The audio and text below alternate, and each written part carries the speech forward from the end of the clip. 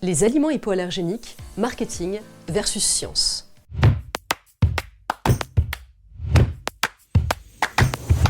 Chez le chien et le chat, l'allergie alimentaire n'est pas fréquente. Elle peut se manifester par des troubles dermatologiques, digestifs ou les deux en même temps. Mais la plupart du temps, quand ces troubles sont présents, ce n'est pas une allergie alimentaire qui est en cause. Aujourd'hui, il n'existe aucun test, que ce soit sanguin ou salivaire, qui permette de diagnostiquer une allergie alimentaire. Pour faire le diagnostic, il faut donner un aliment hypoallergénique, regarder si ça fait disparaître les symptômes, puis ensuite redonner l'ancien aliment pour voir si cela provoque une rechute. Les allergies alimentaires sont liées aux protéines de l'aliment, et les allergènes les plus courants sont le bœuf, le poulet et les produits laitiers chez le chien, et le bœuf, le poulet et le poisson chez le chat. Historiquement, les aliments hypoallergéniques étaient donc formulés avec des sources de protéines peu allergisantes et jamais consommées auparavant par l'animal. Mais comme nos animaux sont exposés à de plus en plus de sources de protéines différentes, de nouveaux types d'aliments hypoallergéniques ont été créés avec des protéines dites hydrolysées, c'est-à-dire coupées en tout petits fragments de manière à ne plus pouvoir être reconnues par le système immunitaire. Attention,